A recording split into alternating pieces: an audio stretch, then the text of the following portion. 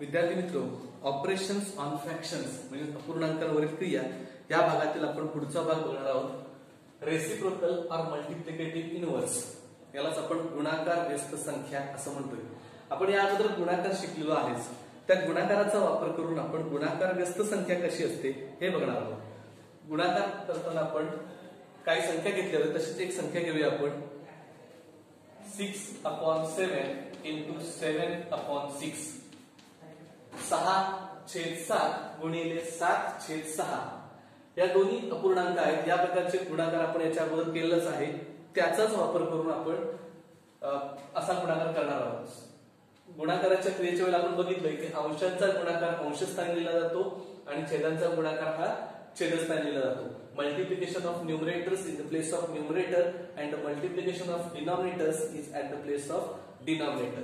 म्हणून आपण याचा गुणाकार करूया. 6 गुणिले 7 6 42 आणि 7 गुणिले 6 यांचा गुणाकार घेतला तर 42. 42/42. हे दोन्ही संख्या जर आपण बघितल्या तर सारख्या आल्या, समान आहेत, त्याच संख्या आहेत. म्हणजे त्याच संख्येला त्याच संख्येने भागलं तर भागाकार येतोय 1. म्हणजे आपण इथे बघितलं की 6/7 into 7/6 या दोन अपूर्णांकांचा गुणाकार 1 येतोय.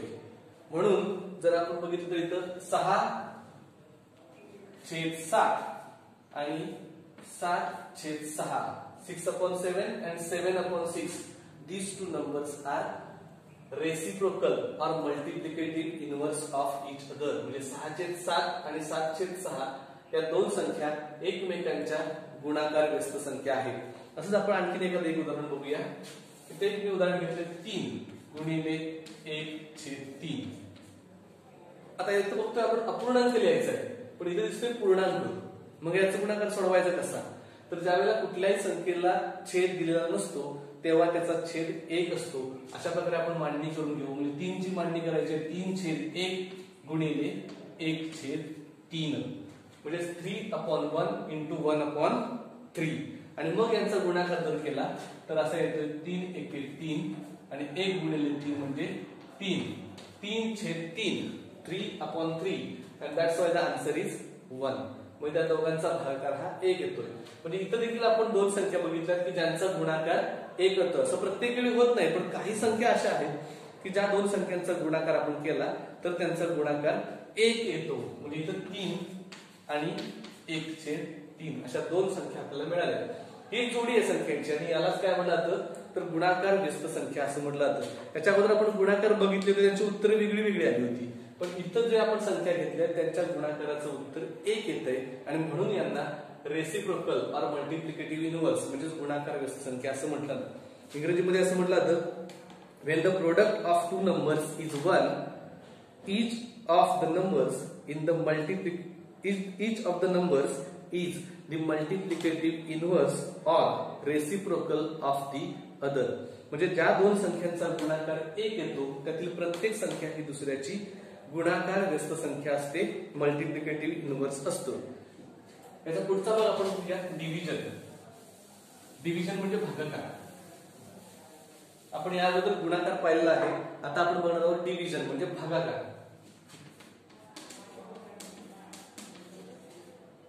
मराठीमध्ये त्याला आपण भागाकार असं म्हणतो. अपूर्णांकांचा भागाकार असं आपण म्हटलं चालेल. Multiplication or division of fractions म्हणजेच काय तर अपूर्णांकांचा भागाकार. पहिल्यांदा आपण संख्या घेऊया. 2/3 भागिले 1/4. ज्यावेळेला आपण अपूर्णांकाचा भागाकार करतोय त्यावेळेला भागाकार कुठेही करायचा नसतो. मग काय करायचं तर पहिली संख्या आहे तशीच लिहायची. 2/3 आहे तसंच लिहायचं. डिव्हिजनच्या ऐवजी साइन लिहायचं मल्टिप्लिकेशन. म्हणजेच काय भागाकाराच्या ऐवजी गुणाकाराचं चिन्ह लिहायचं आणि दुसऱ्या संख्येची गुणाकार व्यस्त संख्या लिहायची म्हणजेच मल्टिप्लिकेटिव्ह इनव्हर्स लिहायचा. So multiplicative inverse of 1/4 is 4/1. 1/4 ची गुणाकार व्यस्त संख्या आहे 4/1. आता यांचा गुणाकार जसा आपण मागे केला होता त्याच पद्धतीने आपण करायचा आहे. 2 गुणिले 4 2 8 3 3. 2 into 4 is equal to 8 and 3 into 1 is equal to 3. अशा प्रकारे हा भागाकार आपण केलेला आहे. दिसताना आपल्याला भागाकार दिसतोय, पण करताना आपण गुणाकार करणार आहोत. दुसऱ्या संख्येचा गुणाकार व्यस्त संख्या घ्यायची आहे. पहिली संख्या आहे तशीच ठेवायची, त्याच्यामध्ये कोणताही बदल करायचा नाही. अजून एक आपण उदाहरण घेऊ. 7/5 divided by 8/3. Again first number as it is, पहिली संख्या आहे तशी ठेवायची. 7/5 डिव्हिजन म्हणजे भागाकाराच्या चिन्हाऐवजी गुणाकाराचं चिन्ह लिहिलं. आणि 8/3 8/3 ची गुणाकार व्यस्त संख्या लिहायची आहे. 3/8. गुणाकार व्यस्त संख्या म्हणजे काय होते, अंशस्थानचा अंक छेदस्थानी, छेदस्थानचा अंक अंशस्थानी, एवढा बदल करून लिहायचा आहे. सो 8/3 च्या ठिकाणी आपण 3/8 असं लिहिलंय. आता यांचा गुणाकार करायचा. 7×3=21, 5×8=45, 40. 21/40 लिहिताना गुणाकार लिहिताना देखील आपण इथं संक्षिप्त रूपात लिहायचा आहे. तर संक्षिप्त रूप जात नाही म्हणून आपण आहे तसाच गुणाकार लिहिला आहे. म्हणजे 21/40 21/40 it is the division of 7/5 divided by 8/3. अशा प्रकारे भागाकार आपण शिकलेलो आहे.